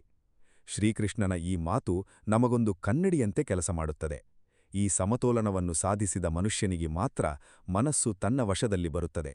ಆಸೆಗಳಿಂದ ಮುಕ್ತನಾಗಿ ಎಲ್ಲಾ ಫಲಗಳ ಮೇಲಿನ ಆಸಕ್ತಿಯನ್ನು ತೊರೆದು ಅವನು ಯುಕ್ತ ಎಂದು ಕರೆಯಲ್ಪಡುತ್ತಾನೆ ಎಂದು ಕೃಷ್ಣ ಹೇಳುತ್ತಾನೆ. ಆಗ ಅವನ ಮನಸ್ಸು ಗಾಳಿಯಿಲ್ಲದ ಸ್ಥಳದಲ್ಲಿಟ್ಟ ದೀಪದ ಜ್ಯೋತಿಯಂತೆ ಸ್ಥಿರವಾಗಿ ನಿಲ್ಲುತ್ತದೆ ಎಂಬ ಸುಂದರ ಉಪಮೆಯನ್ನು ಕೃಷ್ಣ ಕೊಡುತ್ತಾನೆ. ಶ್ರೀಕೃಷ್ಣ ಈಗ ಆ ಸುಪ್ರಸಿದ್ಧ ಉಪಮೆಯನ್ನು ಕೊಡುತ್ತಾನೆ. ಯಥಾ ದೀಪೋ ನಿವಾತಸ್ಥೋ ನೇಂಗತೆ ಸೋಪಮಾಸ್ಮೃತ ಯೋಗಿನೋ ಯತಚಿತ್ತಸ್ಯ ಯುಂಜತೋ ಯೋಗಮಾತ್ಮನಃ. ಗಾಳಿಯಿಲ್ಲದ ಸ್ಥಳದಲ್ಲಿಟ್ಟ ದೀಪದ ಜ್ಯೋತಿ ಅಲುಗಾಡುವುದಿಲ್ಲ. ಹಾಗೆಯೇ ಮನಸ್ಸನ್ನು ನಿಗ್ರಹಿಸಿ ಆತ್ಮಯೋಗದಲ್ಲಿ ತೊಡಗಿದ ಯೋಗಿಯ ಮನಸ್ಸು ಸ್ಥಿರವಾಗಿರುತ್ತದೆ. ಈ ಸ್ಥಿತಿಯನ್ನು ಸಾಧಿಸಿದ ಮನುಷ್ಯನಿಗೆ ಎಂಥ ಆನಂದ ಸಿಗುತ್ತದೆ ಎಂಬುದನ್ನು ಅರ್ಥಮಾಡಿಕೊಳ್ಳಲು ನಾವು ಪುರಾಣದ ಒಂದು ಕಥೆಯ ಸಾಕ್ಷಿಯನ್ನು ನೋಡೋಣ. ಒಮ್ಮೆ ದ್ವಾಪರಯುಗದಲ್ಲಿ ಬದರಿಕಾಶ್ರಮದ ಸಮೀಪ ಒಬ್ಬ ಯುವ ಸಾಧಕ ಇದ್ದನು. ಅವನ ಹೆಸರು ಸುಬಾಹು. ಅವನು ಅನೇಕ ವರ್ಷಗಳಿಂದ ಧ್ಯಾನ ಮಾಡಲು ಪ್ರಯತ್ನಿಸುತ್ತಿದ್ದನು. ಆದರೆ ಅವನ ಮನಸ್ಸು ಎಂದಿಗೂ ಸ್ಥಿರವಾಗಲಿಲ್ಲ. ಪ್ರತಿ ಬಾರಿ ಧ್ಯಾನಕ್ಕೆ ಕುಳಿತಾಗಲೂ ಅವನ ಮನಸ್ಸು ಗತಕಾಲದ ನೆನಪುಗಳಿಗೆ, ಭವಿಷ್ಯದ ಚಿಂತೆಗಳಿಗೆ ಓಡುತ್ತಿತ್ತು. ಬೇಸತ್ತ ಸುಬಾಹು ಒಂದು ದಿನ ಮಹರ್ಷಿ ನಾರದರ ಬಳಿ ಹೋಗಿ ತನ್ನ ಸಮಸ್ಯೆಯನ್ನು ಹೇಳಿಕೊಂಡ. ಗುರುದೇವ, ನಾನು ಎಷ್ಟೇ ಪ್ರಯತ್ನಿಸಿದರೂ ನನ್ನ ಮನಸ್ಸು ಒಂದು ಕ್ಷಣವೂ ಸ್ಥಿರವಾಗಿ ನಿಲ್ಲುತ್ತಿಲ್ಲ. ನಾನು ಈ ಸಾಧನೆಗೆ ಅಯೋಗ್ಯನೇ ಎಂದು ಕಣ್ಣೀರಿಟ್ಟನು. ನಾರದರು ಮುಗುಳು ನಗುತ್ತಾ ಹೇಳಿದರು, ಮಗು, ನಾನೊಂದು ಸಂಗತಿ ಹೇಳುತ್ತೇನೆ, ಗಮನವಿಟ್ಟು ಕೇಳು. ನೀನು ಈ ಆಶ್ರಮದ ಬಳಿ ಇರುವ ದೊಡ್ಡ ಆಲದ ಮರವನ್ನು ನೋಡಿದ್ದೀಯಾ? ಅದರ ಎಲೆಗಳು ಗಾಳಿ ಬಂದಾಗ ಸದಾ ಅಲುಗಾಡುತ್ತವೆ. ಆದರೆ ಆ ಮರದ ಬೇರುಗಳು ಎಂದಾದರೂ ಅಲುಗಾಡುತ್ತವೆಯೇ? ಸುಬಾಹು, ಇಲ್ಲ ಗುರುದೇವ, ಬೇರುಗಳು ಸ್ಥಿರವಾಗಿರುತ್ತವೆ ಎಂದನು. ನಾರದರು ಮುಂದುವರಿಸಿದರು, ಹಾಗೆಯೇ ಮನಸ್ಸಿನ ಮೇಲ್ಮೈ ಎಂದಿಗೂ ಎಲೆಗಳಂತೆ ಅಲುಗಾಡುತ್ತಲೇ ಇರುತ್ತದೆ. ಅದು ಸಹಜ. ಆದರೆ ಅದರ ಆಳದಲ್ಲಿ, ಆತ್ಮದ ಬೇರಿನಲ್ಲಿ ಸ್ಥಿರತೆಯಿದೆ. ನೀನು ಎಲೆಗಳ ಅಲುಗಾಟವನ್ನೇ ನಿಲ್ಲಿಸಲು ಪ್ರಯತ್ನಿಸುತ್ತಿದ್ದೀಯ. ಅದು ಸಾಧ್ಯವಿಲ್ಲ. ಬದಲಿಗೆ ನೀನು ಬೇರಿನಲ್ಲಿ, ಅಂದರೆ ಆತ್ಮದಲ್ಲಿ ನೆಲೆಗೊಳ್ಳಬೇಕು. ಸುಬಾಹುಗೆ ಇದು ಅರ್ಥವಾಗಲಿಲ್ಲ. ನಾರದರು ಮುಂದೆ ಹೇಳಿದರು, ನೀನು ಮಾಡುತ್ತಿರುವ ತಪ್ಪೇನೆಂದರೆ ಪ್ರತಿ ಆಲೋಚನೆ ಬಂದಾಗಲೂ ಅದರ ಜೊತೆ ಹೋರಾಡುತ್ತಿದ್ದೀಯ. ಅದನ್ನು ಬಲವಂತವಾಗಿ ನಿಲ್ಲಿಸಲು ಪ್ರಯತ್ನಿಸುತ್ತಿದ್ದೀಯ. ಆಲೋಚನೆಯ ಜೊತೆ ಹೋರಾಡಿದಷ್ಟು ಅದು ಬಲಗೊಳ್ಳುತ್ತದೆ. ಬದಲಿಗೆ ಮುಂದಿನ ಬಾರಿ ಆಲೋಚನೆ ಬಂದಾಗ ಅದನ್ನು ಗಮನಿಸು. ಅದರೊಡನೆ ಹೋರಾಡಬೇಡ. ಅದನ್ನು ದೂಷಿಸಬೇಡ. ಬರೀ ಒಂದು ಆಕಾಶದ ಮೂಲಕ ಹಾದುಹೋಗುವ ಮೋಡದಂತೆ ಅದನ್ನು ನೋಡು ಮತ್ತು ಮೃದುವಾಗಿ ನಿನ್ನ ಗಮನವನ್ನು ಮತ್ತೆ ಶ್ವಾಸದ ಕಡೆಗೆ ಅಥವಾ ಪರಮಾತ್ಮನ ಸ್ಮರಣೆಯ ಕಡೆಗೆ ತಿರುಗಿಸು. ಇದನ್ನೇ 100 ಬಾರಿ, 1000 ಬಾರಿ ಮಾಡಬೇಕಾಗಬಹುದು. ಆದರೆ ಪ್ರತಿ ಬಾರಿಯೂ ಶಾಂತವಾಗಿ, ತಾಳ್ಮೆಯಿಂದ ಮಾಡು. ಒಂದು ದಿನ ನೀನು ಗಮನಿಸುತ್ತೀಯ, ಎಲೆಗಳು ಅಲುಗಾಡುತ್ತಲೇ ಇದ್ದರೂ ಬೇರಿನ ಸ್ಥಿರತೆ ನಿನಗೆ ಅನುಭವಕ್ಕೆ ಬರುತ್ತದೆ. ಈ ಕಥೆಯ ಸಾಕ್ಷಿ ನಮಗೊಂದು ಮಹತ್ವದ ಪಾಠ ಕಲಿಸುತ್ತದೆ. ಮನಸ್ಸಿನೊಂದಿಗೆ ಯುದ್ಧ ಮಾಡಬಾರದು. ಅದನ್ನು ಪ್ರೀತಿಯಿಂದ, ನಿರಂತರ ಅಭ್ಯಾಸದಿಂದ ಗೆಲ್ಲಬೇಕು. ಗೀತೆಯಲ್ಲಿ ಕೃಷ್ಣ ಇದೇ ತತ್ವವನ್ನು ಮುಂದುವರಿಸುತ್ತಾ ಹೇಳ್ತಾನೆ. ಯಾವ ಸ್ಥಿತಿಯಲ್ಲಿ ಮನಸ್ಸು ಯೋಗಾಭ್ಯಾಸದಿಂದ ಸಂಪೂರ್ಣ ನಿಗ್ರಹಗೊಂಡು ಶಾಂತವಾಗುತ್ತದೆಯೋ, ಯಾವ ಸ್ಥಿತಿಯಲ್ಲಿ ಮನುಷ್ಯ ಶುದ್ಧ ಮನಸ್ಸಿನಿಂದ ಆತ್ಮದ ಮೂಲಕ ಆತ್ಮವನ್ನೇ ಕಂಡು ಸಂತೃಪ್ತನಾಗುತ್ತಾನೆಯೋ, ಯಾವ ಸ್ಥಿತಿಯಲ್ಲಿ ಇಂದ್ರಿಯಾತೀತವಾದ, ಬುದ್ಧಿಗೆ ಮಾತ್ರ ಗ್ರಾಹ್ಯವಾದ ಆ ಅನಂತ ಆನಂದವನ್ನು ಅನುಭವಿಸುತ್ತಾನೆಯೋ, ಆ ಸ್ಥಿತಿಯನ್ನೇ ಯೋಗ ಎಂದು ಕರೆಯಲಾಗುತ್ತದೆ. ಈ ಸ್ಥಿತಿಯನ್ನು ಪಡೆದ ಮೇಲೆ ಅದಕ್ಕಿಂತ ಮಿಗಿಲಾದ ಲಾಭ ಬೇರೊಂದಿಲ್ಲ ಎಂದು ಮನುಷ್ಯ ತಿಳಿಯುತ್ತಾನೆ. ಮತ್ತು ಆ ಸ್ಥಿತಿಯಲ್ಲಿ ನೆಲೆಗೊಂಡ ಮೇಲೆ ದೊಡ್ಡ ದುಃಖ ಬಂದರೂ ಅವನು ವಿಚಲಿತನಾಗುವುದಿಲ್ಲ ಎಂದು ಕೃಷ್ಣ ಹೇಳ್ತಾನೆ. ಇಲ್ಲಿ ನಮಗೆ ಒಂದು ಪ್ರಶ್ನೆ ಬರಬಹುದು. ಇದೆಲ್ಲ ಪುರಾಣ ಕಾಲದ ಋಷಿಗಳಿಗೆ ಸಾಧ್ಯವಿತ್ತು. ಆದರೆ ಇಂದಿನ ಬಿಡುವಿಲ್ಲದ ಜೀವನದಲ್ಲಿ ಮನುಷ್ಯನಿಗೆ ಈ ರೀತಿಯ ಸ್ಥಿರತೆ ಸಾಧ್ಯವೇ? ಈ ಪ್ರಶ್ನೆಗೆ ಉತ್ತರ ಕೊಡುವಂತೆ ಪುರಾಣದಲ್ಲಿ ಇನ್ನೊಂದು ಸುಂದರ ಕಥೆಯಿದೆ, ಜನಕ ಮಹಾರಾಜನ ಕಥೆ. ಜನಕ ಮಹಾರಾಜ ಮಿಥಿಲಾ ದೇಶದ ರಾಜನಾಗಿದ್ದ.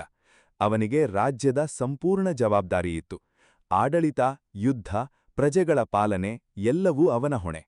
ಆದರೂ ಅವನನ್ನು ರಾಜರ್ಷಿ ಎಂದು ಕರೆಯಲಾಗುತ್ತಿತ್ತು. ರಾಜನಾಗಿದ್ದರೂ ಋಷಿಯ ಸ್ಥಿರತೆ ಹೊಂದಿದ್ದವನು. ಒಮ್ಮೆ ಒಬ್ಬ ಯುವ ಸನ್ಯಾಸಿ ಜನಕ ಮಹಾರಾಜನ ಆಸ್ಥಾನಕ್ಕೆ ಬಂದನು. ಅವನಿಗೆ ಸಂಪೂರ್ಣ ಸಂಸಾರ ತ್ಯಜಿಸಿ ಕಾಡಿಗೆ ಹೋಗಿ ತಪಸ್ಸು ಮಾಡುತ್ತಿದ್ದರೂ ಮನಸ್ಸಿಗೆ ಶಾಂತಿ ಸಿಗುತ್ತಿರಲಿಲ್ಲ. ಅವನು ಜನಕ ಮಹಾರಾಜನ ಬಳಿ ಬಂದು ಕೇಳಿದ, ಮಹಾರಾಜ, ನಾನು ಎಲ್ಲವನ್ನೂ ತ್ಯಜಿಸಿದ್ದೇನೆ, ಆದರೂ ನನ್ನ ಮನಸ್ಸಿಗೆ ಶಾಂತಿಯಿಲ್ಲ. ನೀವು ಇಷ್ಟೊಂದು ಐಶ್ವರ್ಯ ಅಧಿಕಾರ ಹೊಂದಿದ್ದೀರಿ, ಆದರೂ ನಿಮ್ಮ ಮುಖದಲ್ಲಿ ಎಂತಹ ಶಾಂತಿ ಕಾಣುತ್ತದೆ, ಇದು ಹೇಗೆ ಸಾಧ್ಯ? ಜನಕ ಮಹಾರಾಜ ನಗುತ್ತಾ ಆ ಸನ್ಯಾಸಿಗೆ ಒಂದು ದೀಪವನ್ನು ಕೈಗೆ ಕೊಟ್ಟು ಹೇಳಿದ, ಈ ದೀಪವನ್ನು ಆರಿಸದೆ ಇಡೀ ಅರಮನೆಯನ್ನು ಸುತ್ತಿಬಾ, ಒಂದೇ ಒಂದು ಹನಿ ಎಣ್ಣೆ ಚೆಲ್ಲಬಾರದು. ಮತ್ತು ಜನಕ ಒಂದಷ್ಟು ಕಾವಲುಗಾರರಿಗೆ ಆ ಸನ್ಯಾಸಿಯ ಹಿಂದೆ ಬರೀ ಕತ್ತಿಯನ್ನು ಹಿಡಿದುಕೊಂಡು ನಡೆಯಲು ಹೇಳಿದ.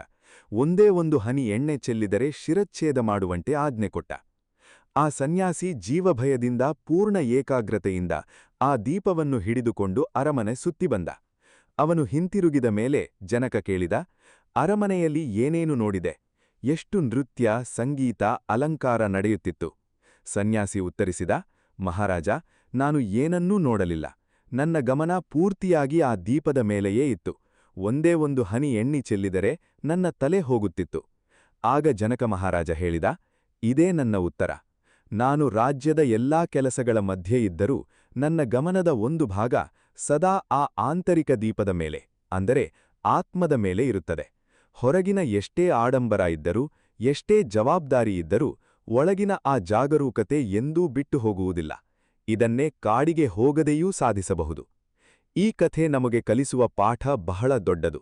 ಧ್ಯಾನ, ಆತ್ಮಸಂಯಮ ಎಂದರೆ ಕಾಡಿಗೆ ಹೋಗುವುದಲ್ಲ, ಜವಾಬ್ದಾರಿ ಬಿಡುವುದಲ್ಲ. ಇದೊಂದು ಆಂತರಿಕ ಜಾಗರೂಕತೆ, ಒಂದು ಒಳಗಿನ ಗಮನ. ಅದನ್ನು ಕೆಲಸ ಮಾಡುತ್ತಲೇ, ಜೀವನ ನಡೆಸುತ್ತಲೇ ಕಾಪಾಡಿಕೊಳ್ಳಬಹುದು. ಶ್ರೀಕೃಷ್ಣ ಗೀತೆಯುದ್ದಕ್ಕೂ ಇದೇ ಮಾತನ್ನೇ ಹೇಳ್ತಾನೆ. ಕರ್ಮ ಮಾಡುತ್ತಲೇ ಯೋಗಿಯಾಗಬಹುದು. 6ನೇ ಅಧ್ಯಾಯದಲ್ಲಿ ಇನ್ನೊಂದು ಅತ್ಯಂತ ಸಾಂತ್ವನದಾಯಕವಾದ ಭಾಗ ಇದೆ. ಅರ್ಜುನ ಕೃಷ್ಣನಲ್ಲಿ ಮತ್ತೊಂದು ಪ್ರಶ್ನೆ ಕೇಳ್ತಾನೆ. ಒಬ್ಬ ಮನುಷ್ಯ ಶ್ರದ್ಧೆಯಿಂದ ಯೋಗ ಸಾಧನೆ ಆರಂಭಿಸಿ, ಆದರೆ ಮನಸ್ಸನ್ನು ಸಂಪೂರ್ಣವಾಗಿ ನಿಗ್ರಹಿಸಲಾಗದೆ ಯೋಗದಿಂದ ಚಲಿಸಿ ಹೋದರೆ ಏನಾಗುತ್ತದೆ? ಅವನಿಗೆ ಯಾವ ಗತಿ? ಇದೊಂದು ಅತ್ಯಂತ ಮಾನವೀಯ ಪ್ರಶ್ನೆ. ಎಷ್ಟೋ ಜನ ಸಾಧನೆ ಆರಂಭಿಸ್ತಾರೆ, ಆದರೆ ಮಧ್ಯದಲ್ಲಿ ಬಿಟ್ಟುಬಿಡ್ತಾರೆ, ಅಥವಾ ಸಂಪೂರ್ಣ ಸಿದ್ಧಿ ಸಿಗದೆ ಸೋಲುತ್ತಾರೆ ಎಂದು ಭಾವಿಸ್ತಾರೆ. ಇಷ್ಟೆಲ್ಲ ಪ್ರಯತ್ನ ಮಾಡಿದ್ದು ವ್ಯರ್ಥವಾಯಿತಾ ಎಂಬ ಭಯ ಪ್ರತಿಯೊಬ್ಬ ಸಾಧಕನಿಗೂ ಬರುತ್ತದೆ. ಶ್ರೀಕೃಷ್ಣನ ಉತ್ತರ ಇಲ್ಲಿ ಅತ್ಯಂತ ಆಶಾದಾಯಕವಾಗಿದೆ.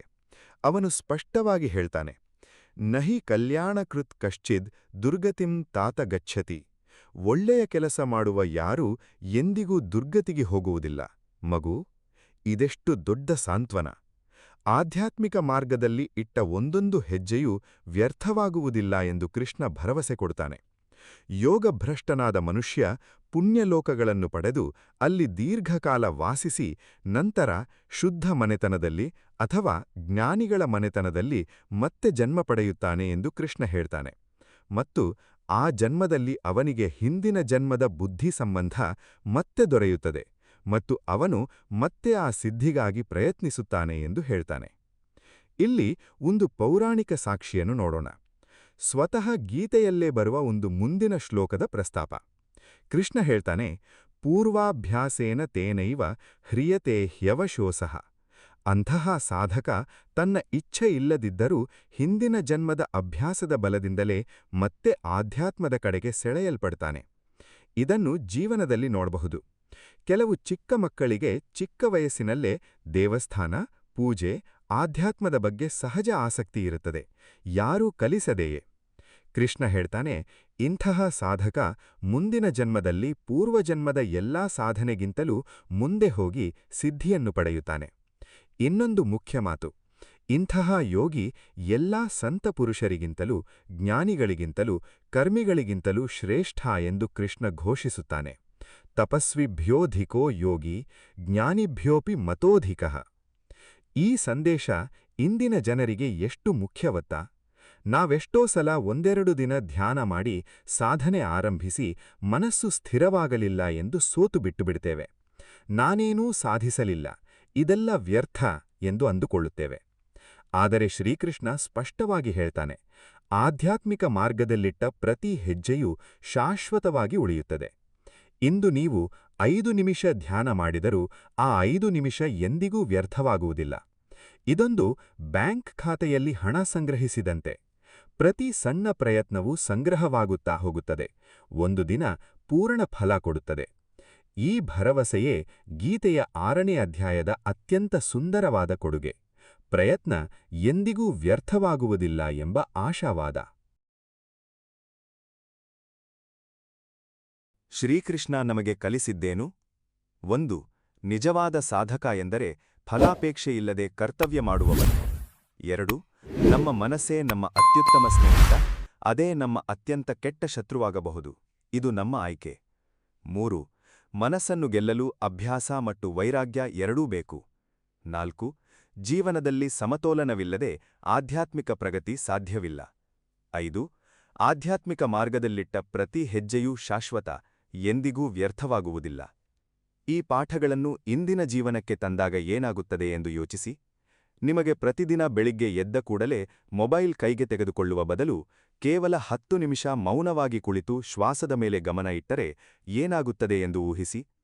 ಆರಂಭದಲ್ಲಿ ಮನಸ್ಸು ಚಂಚಲವಾಗುತ್ತದೆ, 1000 ಆಲೋಚನೆಗಳು ಬರುತ್ತವೆ. ಆದರೆ ಜನಕ ಮಹಾರಾಜನ ದೀಪದ ಕಥೆಯನ್ನು, ಸುಭಾವುವಿನ ಆಲದ ಮರದ ಕಥೆಯನ್ನು ನೆನಪಿಸಿಕೊಳ್ಳಿ. ಮೇಲ್ಮೈ ಅಲುಗಾಡುತ್ತಿದ್ದರೂ ಆಳದಲ್ಲಿ ಸ್ಥಿರತೆ ಇದೆ. ಆಲೋಚನೆಯೊಂದಿಗೆ ಹೋರಾಡದೆ ಪ್ರೀತಿಯಿಂದ ಮನಸ್ಸನ್ನು ಮತ್ತೆ ಮತ್ತೆ ವಾಪಸ್ಸು ತನ್ನಿ. ಇದೊಂದೇ ಸಣ್ಣ ಅಭ್ಯಾಸ ನಿಮ್ಮ ಇಡೀ ದಿನವನ್ನೇ ಬದಲಾಯಿಸಬಲ್ಲದು. ಆಫೀಸಿನಲ್ಲಿ ಒತ್ತಡ ಬಂದಾಗ, ಯಾರಾದರೂ ನಿಮ್ಮನ್ನು ಅವಮಾನಿಸಿದಾಗ, ಫಲಿತಾಂಶ ನಿರೀಕ್ಷೆಗಿಂತ ಕಡಿಮೆ ಬಂದಾಗ ಆ ಕ್ಷಣದಲ್ಲಿ ಶ್ರೀಕೃಷ್ಣನ ಮಾತನ್ನು ನೆನಪಿಸಿಕೊಳ್ಳಿ. ಸುಖ ದುಃಖ, ಮಾನ ಅಪಮಾನ ಸಮಾನವಾಗಿ ನೋಡಬಲ್ಲವನೇ ನಿಜವಾದ ಯೋಗಿ. ಇದರರ್ಥ ನೀವು ಭಾವನಾಶೂನ್ಯರಾಗಬೇಕು ಎಂದಲ್ಲ, ಬದಲಾಗಿ ಆ ಭಾವನೆಗಳಿಗೆ ನಿಮ್ಮ ಸಂಪೂರ್ಣ ಅಸ್ತಿತ್ವವನ್ನೇ ಒಪ್ಪಿಸಿಬಿಡಬಾರದು ಎಂದು. ಒಂದು ಅಲೆ ಬಂದು ಹೋಗುತ್ತದೆ, ಆದರೆ ಸಮುದ್ರ ಸಮುದ್ರವಾಗಿಯೇ ಇರುತ್ತದೆ. ನೀವು ಆ ಸಮುದ್ರ, ಭಾವನೆಗಳು ಕೇವಲ ಅಲೆಗಳು. ಇವತ್ತಿನ ಒತ್ತಡಭರಿತ ಜಗತ್ತಿನಲ್ಲಿ ಡಿಪ್ರೆಷನ್, ಆಂಗ್ಸೈಟಿ, ನಿದ್ರಾಹೀನತೆಯಂತಹ ಸಮಸ್ಯೆಗಳು ಹೆಚ್ಚಾಗುತ್ತಿರುವಾಗ ಗೀತೆಯ ಈ 6ನೇ ಅಧ್ಯಾಯ ಒಂದು ಔಷಧಿಯಂತೆ ಕೆಲಸ ಮಾಡುತ್ತದೆ. ಇದು ಕೇವಲ ಧರ್ಮಗ್ರಂಥವಲ್ಲ, ಇದೊಂದು ಮಾನಸಿಕ ಆರೋಗ್ಯದ ಕೈಪಿಡಿ. ಸಮತೋಲಿತ ಆಹಾರ ವಿಹಾರ, ನಿರಂತರ ಅಭ್ಯಾಸ, ಫಲದ ಬಗ್ಗೆ ನಿರಾಸಕ್ತಿ, ದೈನಂದಿನ ಧ್ಯಾನ ಇವೆಲ್ಲ ಆಧುನಿಕ ಮನಶ್ಶಾಸ್ತ್ರಜ್ಞರು ಸೂಚಿಸುವ ಮಾನಸಿಕ ಆರೋಗ್ಯದ ಮೂಲತತ್ವಗಳೇ. 5000 ವರ್ಷಗಳ ಹಿಂದೆಯೇ ಶ್ರೀಕೃಷ್ಣ ಇದನ್ನೆಲ್ಲ ಹೇಳಿದ್ದ ಎಂಬುದೇ ಈ ಗ್ರಂಥದ ಅಗಾಧತೆಗೆ ಸಾಕ್ಷಿ. ಈಗ ನಿಮ್ಮನ್ನೇ ಪ್ರಶ್ನಿಸಿಕೊಳ್ಳಿ, ಇಂದಿನಿಂದ ನಾನು ಏನು ಬದಲಾಯಿಸಬಹುದು? ಬೆಳಿಗ್ಗೆ ಎದ್ದ ಕೂಡಲೇ 5 ನಿಮಿಷ ಮೌನದಲ್ಲಿ ಕುಳಿತುಕೊಳ್ಳುವುದೇ? ಊಟದಲ್ಲಿ ಸಮತೋಲನ ತರುವುದೇ? ಮಲಗುವ ಮುಂಚೆ ಮೊಬೈಲ್ ಬಿಟ್ಟು ಒಂದಷ್ಟು ಗೀತೆಯ ಶ್ಲೋಕ ಓದುವುದೇ? ದೊಡ್ಡ ಬದಲಾವಣೆಗಳು ಒಂದೇ ದಿನದಲ್ಲಿ ಆಗುವುದಿಲ್ಲ, ಆದರೆ ಪ್ರತಿ ಸಣ್ಣ ಹೆಜ್ಜೆಯೂ ಶ್ರೀಕೃಷ್ಣ ಹೇಳಿದಂತೆ ಎಂದಿಗೂ ವ್ಯರ್ಥವಾಗುವುದಿಲ್ಲ. ನಿಮ್ಮ ಇಂದಿನ ಒಂದು ಸಣ್ಣ ಪ್ರಯತ್ನ ನಾಳೆಯ ದೊಡ್ಡ ಶಾಂತಿಗೆ ಬುನಾದಿಯಾಗುತ್ತದೆ. ಸ್ನೇಹಿತರೆ, ಇಂದಿನ ಈ ಪ್ರಯಾಣದ ಕೊನೆಯಲ್ಲಿ ಒಂದು ಮಾತನ್ನು ಆಳವಾಗಿ ಹೃದಯದಲ್ಲಿ ಇಟ್ಟುಕೊಳ್ಳಿ. ಗೀತೆಯ 6ನೇ ಅಧ್ಯಾಯ ಕೊನೆಗೊಳ್ಳುವುದೇ ಒಂದು ಅದ್ಭುತ ಮಾತಿನೊಂದಿಗೆ. ಶ್ರೀಕೃಷ್ಣ ಹೇಳುತ್ತಾನೆ, ಯೋಗಿನಾಮಪಿ ಸರ್ವೇಷಾಂ ಮದ್ಗತೇನಾಂತರಾತ್ಮನ ಶ್ರದ್ಧಾವಾನ್ ಭಜತೆ ಯೋ ಮಾಂ ಸಮೇ ಯುಕ್ತತಮೋಮತಃ. ಎಲ್ಲಾ ಯೋಗಿಗಳ ಪೈಕಿ ಯಾವ ಯೋಗಿ ಶ್ರದ್ಧೆಯಿಂದ ತನ್ನ ಅಂತರಾತ್ಮವನ್ನೇ ನನ್ನಲ್ಲಿ ನೆಲೆಗೊಳಿಸಿ ನನ್ನನ್ನು ಭಜಿಸುತ್ತಾನೋ ಅವನೇ ನನಗೆ ಅತ್ಯಂತ ಶ್ರೇಷ್ಠನಾದ ಯೋಗಿ ಎಂದು ನಾನು ಪರಿಗಣಿಸುತ್ತೇನೆ. ಇಲ್ಲಿ ಕೃಷ್ಣ ಇಡೀ ಅಧ್ಯಾಯದ ತಿರುಳನ್ನೇ ಒಂದೇ ವಾಕ್ಯದಲ್ಲಿ ಹೇಳಿಬಿಡುತ್ತಾನೆ. ಎಷ್ಟೇ ಆಸನ, ಪ್ರಾಣಾಯಾಮ, ದೃಷ್ಟಿನಿಯಂತ್ರಣ ಮಾಡಿದರೂ ಅಂತಿಮವಾಗಿ ಶ್ರದ್ಧೆ, ಪ್ರೀತಿ, ಭಕ್ತಿಯೇ ಮನಸ್ಸನ್ನು ನಿಜವಾಗಿ ಸ್ಥಿರಗೊಳಿಸುವ ಶಕ್ತಿ. ಸ್ನೇಹಿತರೆ, ಇಂದು ನಾವು ಈ ಇಡೀ ಪ್ರಯಾಣದಲ್ಲಿ ನೋಡಿದ್ದೇನೋ? ಚಂಚಲ ಮನಸ್ಸಿನ ಸಮಸ್ಯೆಯಿಂದ ಆರಂಭಿಸಿ ಫಲಾಪೇಕ್ಷರಹಿತ ಕರ್ಮ, ಮನಸ್ಸೇ ಸ್ನೇಹಿತ ಮತ್ತು ಶತ್ರು ಎಂಬ ಸತ್ಯ, ಧ್ಯಾನದ ಪ್ರಾಯೋಗಿಕ ವಿಧಾನ, ಅಭ್ಯಾಸ ವೈರಾಗ್ಯದ ಮಹತ್ವ, ಜೀವನದ ಸಮತೋಲನ, ಸುಬಾಹುವಿನ ಆಲದ ಮರದ ಕಥೆ, ಜನಕ ಮಹಾರಾಜನ ದೀಪದ ಕಥೆ, ಪ್ರಯತ್ನ ಎಂದಿಗೂ ವ್ಯರ್ಥವಾಗುವುದಿಲ್ಲ ಎಂಬ ಭರವಸೆ, ಇವೆಲ್ಲದರ ಮೂಲಕ ನಾವು ಒಂದೇ ಸತ್ಯದ ಕಡೆಗೆ ಬಂದೆವು. ನಿಜವಾದ ಶಾಂತಿ ಹೊರಜಿಲ್ಲ, ಅದು ನಮ್ಮೊಳಗೇ ಇದೆ. ಅದನ್ನು ಕಂಡುಕೊಳ್ಳಲು ಬೇಕಾಗಿರುವುದು ದೊಡ್ಡ ತ್ಯಾಗವಲ್ಲ, ಬೇಕಾಗಿರುವುದು ನಿರಂತರ ಪ್ರೀತಿಪೂರ್ವಕ ಪ್ರಯತ್ನ ಮಾತ್ರ. ಇಂದಿನಿಂದಲೇ, ಈ ಕ್ಷಣದಿಂದಲೇ ಒಂದು ಸಣ್ಣ ಸಂಕಲ್ಪ ಮಾಡಿ. ಪ್ರತಿದಿನ ಕೇವಲ 10 ನಿಮಿಷ ಮೊಬೈಲ್ ದೂರವಿಟ್ಟು ಶಾಂತವಾಗಿ ಕುಳಿತು ಶ್ವಾಸದ ಮೇಲೆ ಅಥವಾ ಭಗವಂತನ ಸ್ಮರಣೆಯ ಮೇಲೆ ಗಮನ ಇಡುವುದು. ಮನಸ್ಸು ಅಲೆದಾಡಿದಾಗ ಸಿಟ್ಟಾಗಬೇಡಿ, ದೂಷಿಸಿಕೊಳ್ಳಬೇಡಿ. ಪ್ರೀತಿಯಿಂದ ಮತ್ತೆ ಮತ್ತೆ ವಾಪಸ್ ತನ್ನಿ. ಒಂದು ದಿನ ಈ ಅಭ್ಯಾಸ ನಿಮ್ಮ ಜೀವನದ ಪ್ರತಿ ಕ್ಷಣವನ್ನೂ ಬದಲಾಯಿಸುತ್ತದೆ. ನಿಮ್ಮ ಕೋಪ ಕಡಿಮೆಯಾಗುತ್ತದೆ, ನಿಮ್ಮ ತಾಳ್ಮೆ ಹೆಚ್ಚಾಗುತ್ತದೆ, ಸಂಬಂಧಗಳಲ್ಲಿ ಪ್ರೀತಿ ಹೆಚ್ಚಾಗುತ್ತದೆ, ಸೋಲಿನಲ್ಲೂ ಸ್ಥಿರತೆ ಸಿಗುತ್ತದೆ, ಗೆಲುವಿನಲ್ಲೂ ವಿನಮ್ರತೆ ಉಳಿಯುತ್ತದೆ. ಇದೇ ಶ್ರೀಕೃಷ್ಣ ಅರ್ಜುನನಿಗೆ ಕೊಟ್ಟ ಕೊಡುಗೆ. ಇದೇ ಇಂದು ಅವನು ನಮ್ಮೆಲ್ಲರಿಗೂ ಕೊಡುತ್ತಿರುವ ಕೊಡುಗೆ. ನೆನಪಿಡಿ, ನಿಮ್ಮ ಮನಸ್ಸು ಗಾಳಿಯಿಲ್ಲದ ಸ್ಥಳದ ದೀಪದಂತೆ ಸ್ಥಿರವಾಗುವ ದಿನ ಖಂಡಿತ ಬರುತ್ತದೆ. ಆ ದಿನಕ್ಕಾಗಿ ಇಂದಿನಿಂದಲೇ ಪ್ರಯತ್ನ ಆರಂಭಿಸಿ. ನಿಮ್ಮೊಳಗಿನ ಆ ಶಾಂತಿಯ ಬೆಳಕನ್ನು ಯಾರೂ ಆರಿಸಲಾರರು, ಯಾವ ಪರಿಸ್ಥಿತಿಯೂ ಅಳಿಸಲಾರದು, ಒಮ್ಮೆ ನೀವು ಅದನ್ನು ನಿಜವಾಗಿಯೂ ಕಂಡುಕೊಂಡರೆ. ಶ್ರೀಕೃಷ್ಣನ ಈ 6ನೇ ಅಧ್ಯಾಯದ ಬೋಧನೆ ನಿಮ್ಮೆಲ್ಲರ ಜೀವನದಲ್ಲಿ ಶಾಂತಿ, ಸ್ಥಿರತೆ ಮತ್ತು ಆನಂದವನ್ನು ತರಲಿ ಎಂದು ಆಶಿಸುತ್ತೇನೆ. ಇದಿಷ್ಟು ಈ ಸಂಚಿಕೆಯ ವಿಷಯವಾಗಿದೆ. ಈ ಸಂಚಿಕೆಯ ಅನಿಸಿಕೆ ಅಭಿಪ್ರಾಯಗಳನ್ನ ತಪ್ಪದೇ ನಮ್ಮೊಂದಿಗೆ ಹಂಚಿಕೊಳ್ಳಿ ಮತ್ತು ಲೈಕ್ ಮಾಡುವುದನ್ನ ಮರೆಯಬೇಡಿ. ಈ ಸಂಚಿಕೆ ನಿಮಗೆ ಇಷ್ಟವಾಗಿದ್ದಲ್ಲಿ ಹರೇ ಕೃಷ್ಣ ಎಂದು ಕಮೆಂಟ್ ಮಾಡಿ ಅಥವಾ ನಿಮ್ಮಿಷ್ಟದ ದೇವರ ಹೆಸರನ್ನು ಕಮೆಂಟ್ನಲ್ಲಿ ಬರೆಯಿರಿ. ಆ ಭಗವಂತನು ನಿಮ್ಮೆಲ್ಲರನ್ನೂ ಆಶೀರ್ವಾದಿಸಲಿ. ವಂದನೆಗಳು.